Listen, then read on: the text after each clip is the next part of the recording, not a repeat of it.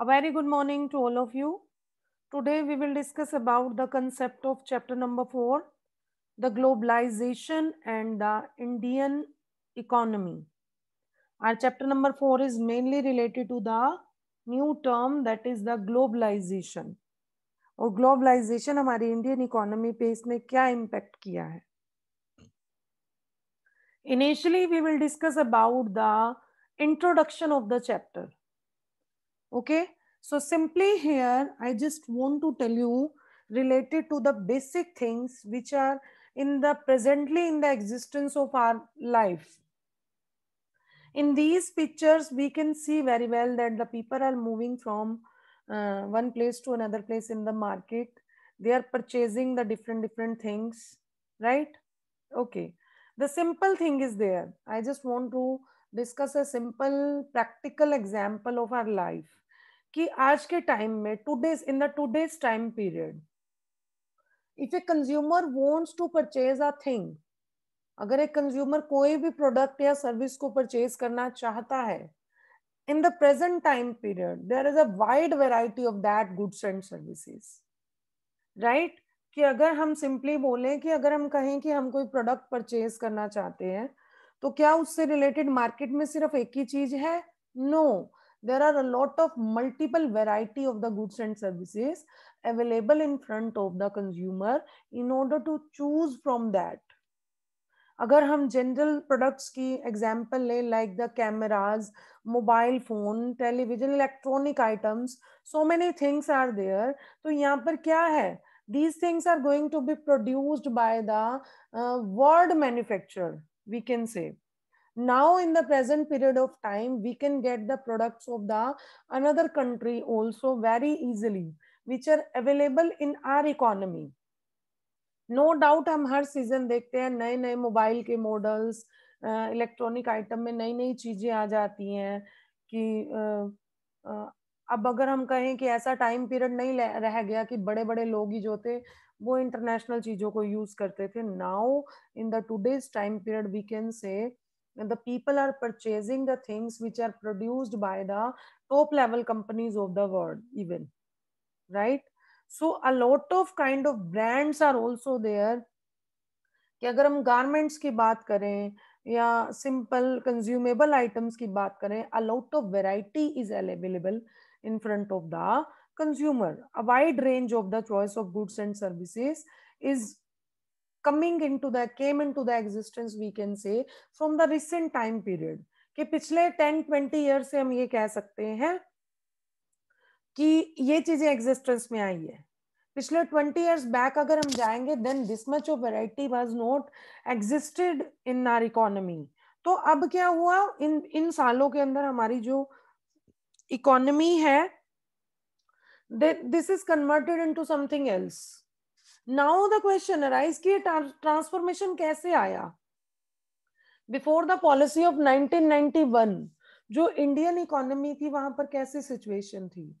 हमारी कंट्री के अंदर ऐसी सिचुएशन थी कि जो कंज्यूमर्स थे if they wanted to purchase anything तो उनके पास एक लिमिटेड कोई ऑप्शन ही नहीं था कि जो चीज मार्केट में प्रोड्यूस हो रही है उन्हें वही परचेज करनी पड़ती थी. But after the policy of 1991 धीरे धीरे धीरे लास्ट के 20-25 इयर्स बैक से अगर हम जाएं तो उसके बाद से एक ऐसी सिचुएशन आ गई कि आज के टाइम में अगर हम बात करें then the consumer have a lot of big variety in front of them in order to choose the products. At that point of time the market was producer oriented कि जो प्रोड्यूसर था he was the king of the market.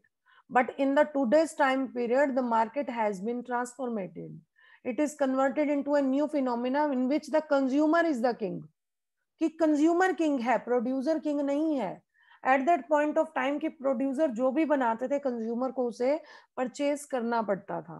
Reason behind of that कि consumer के पास choice नहीं थी, options available नहीं थे. अगर उन्हें कुछ प्रोडक्ट परचेज करना है तो उन्हें वही करना पड़ेगा. और प्रोड्यूसर्स को ये लगता था कि ये कंज्यूमर की रिस्पॉन्सिबिलिटी है कि वो प्रोडक्ट को देख के ले और अगर वो लेना चाहता है तो ले, नहीं तो मत ले. Why this kind of mental setup was there? Because the consumers have no choice. There were only limited producers to produce the things. But Now the market is changed. It is converted into a new concept in which the consumer is the king. Consumer जो demand करता है market में वो चीजें available होती हैं. There is a big competition. Now the question arise कि क्या हुआ ऐसा जिससे इतना बड़ा ट्रांसफॉर्मेशन आया. What are the different factors which are mainly responsible for these kinds of changes? और ये जो चेंजेस आए इन्होंने लोगों की लाइफ को कैसे इफेक्ट किया, पॉजिटिवली इफेक्ट किया या नेगेटिवली इफेक्ट किया. So we will discuss about all these questions in this chapter, in which we will understand about the concept of globalization. Before getting into the depth, before getting the meaning of the globalization, we will discuss about the concept of the production. कि जो पहले एक production था एक country तक limited था, अब वो प्रोडक्शन जो है वो कंट्रीज के बाहर भी होता है. उसमें क्या चीजें हैं, what is the basic reason behind of it. Okay, so we will discuss about the next one topic of the chapter, that is the production across countries.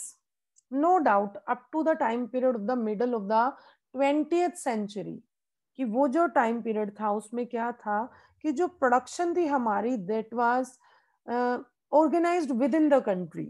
It means कि जैसे हमारी इंडियन इकोनॉमी है तो जितना भी production था उसको अपनी ही इकोनॉमी के अंदर ही क्या किया जाता था, मैनेज किया जाता था. जो भी कुछ चीजें थी वो बाउंड्री क्रॉस करती थी. वो क्या क्या था, raw material, food stuff and finished products. It means at that point of time what was going on कि जो हमें ब्रिटिशर्स ने एक्सप्लॉइट किया था at that point of time, जो कॉलोनी बना दी, इंडिया को एक कॉलोनियल गवर्नमेंट बना दिया गया था. तो इंडिया क्या करता था, it just to export the raw material and food stuff और फिनिश गुड्स को वो इंपोर्ट करता था. Okay, so what was the major way with the help of which the countries could be connected. The major way there was, that was the trade.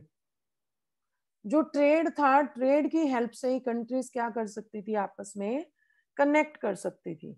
Okay, and the main thing ये कैसे possible हुआ, ये चीज भी due to the some of the large companies. Large companies कैसी, large companies थी उस time पे कुछ कुछ स्टार्ट हुई, which was the MNCs, which is known as the MNCs, multinational corporation. कि उस टाइम पे एमएनसीज एग्जिस्टेंस में आई. ठीक है. Now the question arise, what do you mean by the MNC. MNC is full form multinational corporation. और एक multinational corporation क्या होता है, एक एमएनसी क्या होती है. देखिए, in the simple language we can say that कि एक एमएनसी एक ऐसी कंपनी होती है जो सिर्फ एक कंट्री तक काम ना करके एक साथ बहुत सी कंट्रीज में काम कर रही होती है. Okay, here the definition we can call a MNC is a company that owns or controls production in more than one nation. कि एक ऐसी कंपनी जो ओनर है और जो कंट्रोल कर रही है किस चीज को, प्रोडक्शन को, कहां पर, मोर देन वन कंट्री के अंदर. ठीक है. एमएनसी क्या करती है, ऑफिसेस सेट करती है, फैक्ट्रीज सेट करती है, किसके लिए, प्रोडक्शन के लिए, डिफरेंट डिफरेंट कंट्रीज के अंदर. कैसी कंट्रीज में वो ये तरीके अडॉप्ट करती है, जहां पर उसे लगता है कि उसको सस्ती लेबर मिल रही है, सस्ता रॉ मटेरियल मिल रहा है. ओके, और ये सब क्यों किया जाता है कि वो डिफरेंट कंट्री में मैन्युफैक्चरिंग क्यों कर रही है, अपनी कंट्री में क्यों नहीं कर रही. क्यों, क्योंकि उससे क्या होता है, उसकी जो प्रोडक्शन कॉस्ट होती है दैट कुड बी रिड्यूस्ड. जो प्रोडक्शन कॉस्ट है that can be low, right. और जो एमएनसीज हैं वो ज्यादा प्रॉफिट अर्न कर सकते हैं इसकी हेल्प से. Okay, so this is the way कि एमएनसी क्या करती है, डिफरेंट डिफरेंट कंट्रीज के अंदर अपने प्रोडक्शन करती है और देन उसको all over the world sell off करती है in order to get the benefits. अब यहाँ पर हम एक चीज स्टडी करेंगे. देखिए, one of the system of the MNC कि एक एमएनसी जो है वो कैसे कैसे प्रोडक्शन को स्प्रेड करती है अपनी मार्केट के अंदर. एक लार्ज एमएनसी है, वो क्या प्रोड्यूस कर रही है, इंडस्ट्रियल इक्विपमेंट, कि इंडस्ट्री से रिगार्डिंग सामान प्रोड्यूस कर रही है. उसके प्रोडक्ट्स की रिसर्च सेंटर जो है वो कहाँ है, यूएस में. Research centre is in US. ठीक है. फिर उसकी जो कंपोनेंट्स हैं उसके, वो कहाँ मैन्युफैक्चर हो रहे हैं, चाइना में. Research centre is in US, components manufacturing is in China. उसके बाद क्या किया जाता है, उनकी शिपिंग की जाती है, मतलब उन्हें भेजा जाता है। कहां पर भेजा जाता है, मैक्सिको एंड ईस्टर्न यूरोप में। किस लिए भेजा जाता है, कि उनके प्रोडक्ट्स को असेंबल किया जा सके। ठीक है, फिर वो लास्ट में और भी क्या काम करती है, वो फिनिश प्रोडक्ट को कहाँ कहाँ सेल ऑफ करती है, ऑल ओवर द वर्ल्ड। और साथ में एक चीज और वो क्या कर रही है, जो उसके कॉल केयर सेंटर है, कस्टमर केयर सेंटर है, वो कहाँ पे लोकेटेड है, इंडिया में। तो अब अगर आप इसको ध्यान से देखेंगे कि जो उसके रिसर्च है वो कहाँ पर वर्क हो रहा है, यूएस के अंदर। ठीक है, और उसके जो कंपोनेंट्स मैन्युफैक्चरिंग है वो कहाँ हो रही है, चाइना में। और देन उसकी जो शिपिंग हो रही है वो कहाँ हो रही है, शिपिंग हो रही है उसकी मैक्सिको और ईस्टर्न यूरोप में असेंबलिंग पर्पस के लिए। फिर फिनिश गुड्स वो कहाँ कहाँ सेल ऑफ करी है, ऑल ओवर द वर्ल्ड। और उसने अपने कॉल सेंटर्स कहाँ कहाँ लोकेट किए हुए हैं, इंडिया में। इट मीन्स कि एक सिंगल कंपनी है और वो कितने ज्यादा देशों में काम कर रही है, राइट, एक ही साथ।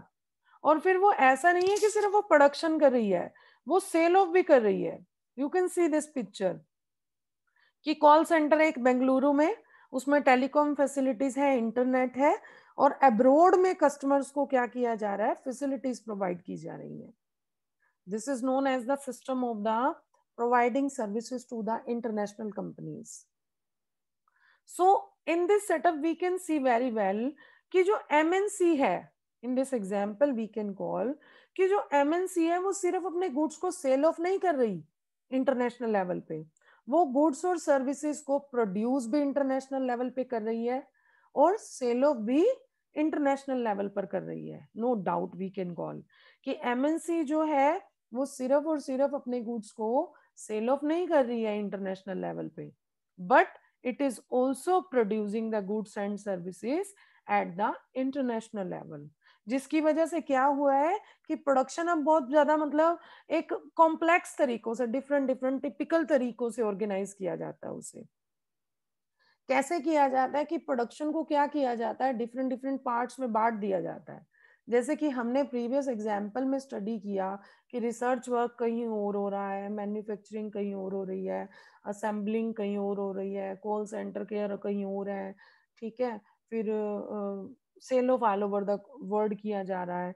तो यहाँ पर क्या किया जाता है, that the production process is divided into small parts, और फिर उसको कहाँ पे स्प्रेड कर दिया जाता है, ऑल ओवर द इकोनॉमीज।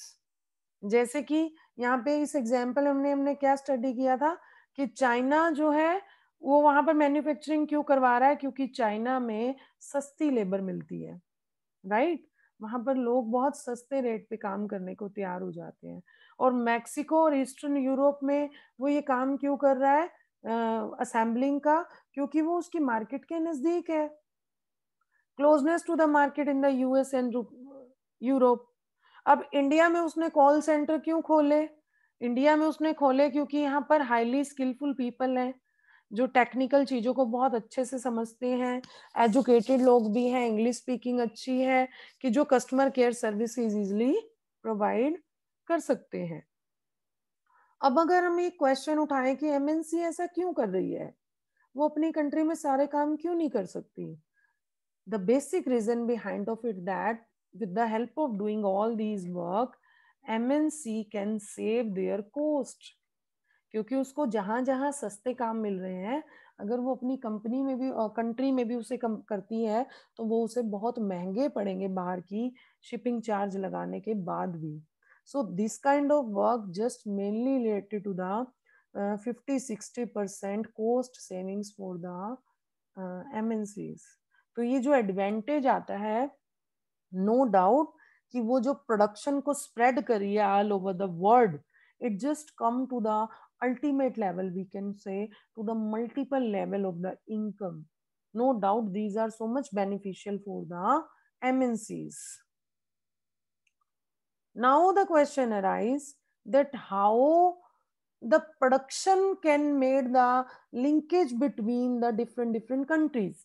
अगर हम बात करें कि MNCs प्रोडक्शन सेटअप कर लेती है, नो डाउट, तो इससे कैसा कैसा लिंक क्रिएट होता है इकोनॉमीज के बीच में, कंट्रीज के बीच में, कि एमएनसी क्या करती है जिससे दो कंट्रीज जो है वो आपस में लिंक्ड हो जाते हैं। कैसे? जनरली वी कैन कॉल कि जो एमएनसीज है, no doubt it just set up the production ऐसे ऐसे एरियाज में करते हैं जहां पर मार्केट उनके नजदीक है, जहां स्किल्ड लेबर है, अनस्किल्ड लेबर है, कम कॉस्ट के ऊपर उनको अवेलेबल होती है, एज वेल एज जो अनदर फैक्टर्स ऑफ प्रोडक्शन है वो भी उन्हें अवेलेबल हो रहे हैं, राइट? एक तो वो ऐसी चीजें देखती है, ऐसे प्लेसेस एमएनसीज ट्राई करते हैं कि उनको ऐसी कंट्रीज चेक करते हैं जहां पर उन्हें सस्ती लेबर मिले, रॉ मटेरियल सस्ता मिले, एज वेल एज एमएनसी क्या करती है, वो ऐसी चीजें भी देखती है कि गवर्नमेंट की जो पॉलिसीज है, नो डाउट अगर एक कंपनी दूसरी कंट्री में एंटर करेगी तो उसको ये भी चेक करना पड़ेगा कि उस कंट्री की गवर्नमेंट ने कैसी कैसी रूल्स रेगुलेशंस बनाए हैं, क्या हमारा एंटर करना इजी है या टफ है, वहाँ के टैक्सेस का सिस्टम कैसा है, all these things we will also discuss later. तो ये सारी कंडीशन से जब एक एमएनसी सेटअप हो जाती है कि ठीक है I just want to set up the production in the another country, तो वो क्या काम करती है? Now the question arise after that कि जब वो इन चीजों से श्योर हो जाती है तो एमएनसी क्या करती है, फैक्ट्रीज और ऑफिस सेटअप करती है इन the another one country for which objective, for the production one.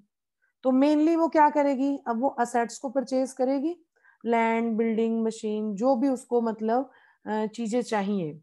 तो इन चीजों को परचेज करने के लिए जो वो मनी स्पेंड करती है एक MNC, that is known as the investment. Generally अगर कोई भी पर्सन एक बिजनेस शुरू करता है तो बिजनेस को चलाने के लिए वो असेट्स में जो भी पैसा लगाता है that is known as the investment. ऐसे ही एक इंटरनेशनल कंपनी पैसा लगाती है, that is known as the investment. But जो इन्वेस्टमेंट एमएनसी करती है हम उसको क्या बोलते हैं, foreign investment. Why foreign investment? Because of these kinds of investment is mainly done by the international companies, by the countries which are outside the domestic country, कि बाहर की कंट्री की कंपनी हमारी कंट्री में पैसा इन्वेस्ट कर रही है, that's why it is known as the foreign investment. और इस काइंड की कोई भी इन्वेस्टमेंट किस मोटिव के साथ की जाती है कि ऐसी कंपनीज क्या करेंगी, फ्यूचर में बहुत ज्यादा प्रॉफिट्स अर्न करेंगी। ओके तो अब यहाँ पर क्वेश्चन अराइज हो गया कि बताइए MNC, in this topic we will discuss कि एक एमएनसी मार्केट में कैसे कैसे एंटर करती है, कौन कौन से तरीके होते हैं जिसकी हेल्प से वो अनदर वन कंट्री के अंदर एंटर करती है। So here we will discuss related to that कि एमएनसी क्या कर सकती है। सबसे पहला स्टेप, वो कुछ लोकल कंपनीज के साथ अपना बिजनेस सेटअप कर सकती है। ओके कि एमएनसी ने क्या किया, सपोज वो इंडिया में आई, उसने इंडिया की किसी कंपनी के साथ मिलकर काम करना शुरू कर दिया। अब क्वेश्चन अराइज होगा ऐसा क्यों, क्या इसका बेनिफिट दोनों कंपनीज को होता है? यस कि इसका बेनिफिट दोनों कंपनीज को होता है। जो लोकल कंपनी है उसको टू फोल्ड तरीके से वर्क होता है। देखो सबसे पहले जो एमएनसी है, एक तो वो उसे पैसा प्रोवाइड करेगी, अच्छी इन्वेस्टमेंट हो जाएगी, नई नई मशीनरी खरीदी जाएगी ज्यादा तेज प्रोडक्शन के लिए। साथ में जो एमएनसी का बेनिफिट लोकल कंपनी को सेकंड वन होता है, वो क्या होता है कि जो एमएनसी है वो अपने साथ नई नई टेक्नोलॉजीज लेकर आती है। MNC can bring the different kind of technologies with them, latest technology for the production with them. तो ये बेनिफिट उसको होते हैं, बेटर कंडीशन हो गई, एम्प्लॉयमेंट अपॉर्चुनिटीज आ गई, अच्छी अच्छी वेजेस भी आ गई, क्योंकि वो ज्यादा पे करते हैं as compared to our country. Okay this is the one way कि वो आके ज्वाइंट कंपनी से मिलके, लोकल कंपनी से मिलके काम करते हैं। इसके अलावा सेकंड कॉमन वे कौन सा है एमएनसी के लिए, कि वो क्या करती है, लोकल कंपनी को ही परचेज कर लेती है। जरूरी नहीं है वो उसके साथ मिलके काम कर रही है। In the second sense they just come and purchase the local company, उसके सारे शेयर्स परचेज कर लेते हैं और फिर अपनी प्रोडक्शन को बढ़ा देते हैं। ओके अब यहाँ पे क्या है, ऐसा कैसे हो सकता है, मतलब कि is it easy for an MNC कि वो इतनी इजीली एक कंट्री में आई और दूसरी कंट्री को की कंपनी को परचेज भी कर लिया और बिजनेस को एक्सपेंड भी कर लिया। या it can done very easily by the MNCs. Why? क्योंकि इनकी जो वेल्थ होती है, इनके पास जो पैसा होता है, with the help of that they can do it very easily. We will also discuss an example of it. देखो simply Cargill food. Cargill food एक कंपनी थी, एक बहुत बड़ी कंपनी थी, अमेरिकन एमएनसी। उसने क्या किया, हमारी इंडियन कंपनी परेख फूड्स को परचेज कर लिया। परेख फूड एक छोटी सी कंपनी थी हमारी कंट्री के अंदर, बट उसके मार्केटिंग नेटवर्क बहुत बड़े थे, मतलब डिफरेंट डिफरेंट एरिया में उसका जो ब्रांड था वो लोगों के लिए वेल नोन था। ओके, साथ में और क्या था, जो परेख फूड थी उसकी अपनी रिफाइनरीज भी थी, ऑयल रिफाइनरीज भी थी। ठीक है, तो अब क्या हुआ कि वो जो अमेरिकन एमएनसी थी परेख फूड, उसने उसकी ऑयल रिफाइनरी को भी कंट्रोल कर लिया। तो अब कारगिल जो थी वो एक ऐसी अमेरिकन कंपनी जो थी वो लार्जेस्ट प्रोड्यूसर बन गई इंडिया के अंदर ऑयल्स की। ठीक है, और उसकी कैपेसिटी कितनी आ गई कि वो डेली के 5 मिलियन पाउचेस बनाने लग गई। This is a big production of a company, no doubt. So इससे एक कंपनी को, एमएनसी को क्या बेनिफिट आया कि उसने लोकल कंपनी के नाम को यूज कर लिया, लोकल कंपनी की जो ऑलरेडी बनी हुई मार्केट थी उसको यूज कर लिया। तो नो डाउट ये दो तरीके हमने डिस्कस किए कि एमएनसी या तो लोकल कंपनी को परचेज कर सकती है या उसके साथ मर्ज होकर काम कर सकती है। अब यहाँ पर क्वेश्चन ये अराइज होता है कि एमएनसी जो है, जो टॉप एमएनसीज होती हैं उनमें उनके पास इतना पैसा होता है, देखो सिंपली जनरली कि जो एक डेवलप्ड कंट्री की एमएनसी होती है उसकी जो वेल्थ होती है वो इतनी ज़्यादा होती है एज कंपेयर टू कि वो डेवलपिंग कंट्री के अगर बजट के साथ उसको कंपेयर किया जाए तो वो उससे ज़्यादा होती है। मीन्स कि जो डेवलपिंग कंट्री का टोटल बजट है, budget of the developing country, और ये जो एमएनसी है टॉप एमएनसी, उसकी वेल्थ जो है उससे ज्यादा होती है। अब नो डाउट सोचो, अगर एक कंपनी के पास इतना ज्यादा पैसा है कि एक कंट्री के बजट से भी ज्यादा है, तो उसकी पावर कितनी होगी, उसके पास कितनी अच्छी टेक्नोलॉजी, कितने अच्छे तरीके होंगे, कितना अच्छा सिस्टम होगा मैन्युफैक्चरिंग का और कामों का। तो no doubt these kinds of MNCs can enter into the another economy. अब क्वेश्चन अराइज होता है कोई अनदर तरीका है जिससे MNCs क्या है कि एंट्री कर सकती हैं दूसरी कंट्री में? या there are some another ways also. What are that? See this, the another way to enter into the another countries, क्योंकि वो क्या है कि वो क्या करते हैं, ऑर्डर देते हैं। एक तो हो गया डायरेक्ट कंपनी को परचेज करना, एक हो गया लोकल कंपनीज के साथ मिलके काम करना। अब यहाँ पर कंपनी क्या कर रही है, एमएनसी, वो डिफरेंट डिफरेंट कंट्रीज के छोटे छोटे प्रोड्यूसर्स जो होते हैं उनको गारमेंट, फुटवेयर, स्पोर्ट्स आइटम्स, इस तरीके के उनको ऑर्डर दे देते हैं। ओके, और ऑर्डर देते हैं तो वहां पे प्रोडक्शन क्या होती है, बड़े ही लंबे लेवल पे, बड़े लेवल पे प्रोडक्शन चलती है, छोटे छोटे प्रोड्यूसर्स उसकी प्रोडक्शन को कंप्लीट करते हैं। जैसे देखिए यहाँ पर one of the picture we can say कि लुधियाना में एक फीमेल्स बैठी हैं 2-3, and they are producing the, they are manufacturing the footballs here. देखो छोटी छोटी फुटबॉल्स पड़ी है, इसको क्या कर रहे हैं, वो मैन्युफैक्चर कर रहे हैं हैंडमेड। अब ये मैन्युफैक्चरिंग कंपनीज है, एमएनसीज हैं, वो इस तरीके से ऑर्डर देती है। One of the more picture is there, jeans है, देखो जीन्स प्रोड्यूस की गई, see this very carefully, developing countries में इसको प्रोड्यूस किया गया, ब्रांड नेम सेटअप हुआ, और ये एक जींस यूएस में 6500 के रुपीस पे बेची गई। तो देखिए एमएनसीज कितने अच्छे तरीके से वर्क करती हैं, कितना बेनिफिट कमाती हैं। तो ये डिफरेंट डिफरेंट कंट्रीज में क्या करती हैं, ऑर्डर दे देती हैं, प्रोड्यूसर्स जो है वो बनाते हैं, छोटे छोटे प्रोड्यूसर्स, और फिर क्या किया जाता है, आफ्टर द प्रोडक्शन जो प्रोडक्ट्स होते हैं वो क्या किए जाते हैं, उनको सप्लाई कर दिए जाते हैं। और then the these kinds of MNCs they just use their own brand name, अपना ब्रांड नेम यूज करते हैं in order to sell off these products all over the world. Okay, and no doubt इनके पास proper power होती है कि ये product का प्राइस भी डिसाइड करेंगे, क्वालिटी भी डिसाइड करेंगे, delivery time, labour condition for these kinds of work. ऐसा नहीं है कि ये क्वालिटी के साथ कॉम्प्रोमाइज करती हैं, क्वालिटी भी अंडर लेवल ये रखते हुए ऑर्डर देती हैं। So there are so many ways with the help of which we can say that कि एमएनसीज जो हैं वो अपनी प्रोडक्शन को इंटरेक्ट कर रही हैं दूसरी कंट्रीज के साथ, या अपनी प्रोडक्शन को फैला रहे हैं with the local producer in the different different countries.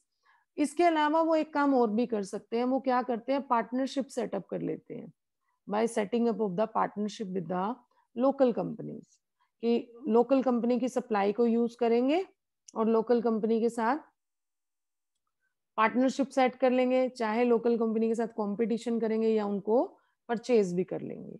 The main thing कि एमएनसी जो है बहुत ही स्ट्रॉन्ग लेवल पे वर्क करती है। So with the help of these work we can say कि प्रोडक्शन जो है no doubt different different locations में जो भी प्रोडक्शन की जाती है that is interlinked with each other. इस तरीके से प्रोडक्शन जो है वो इंटरलिंक्ड हो जाती है, that with the help of the MNC's work we can say the production goes interlinked with each other.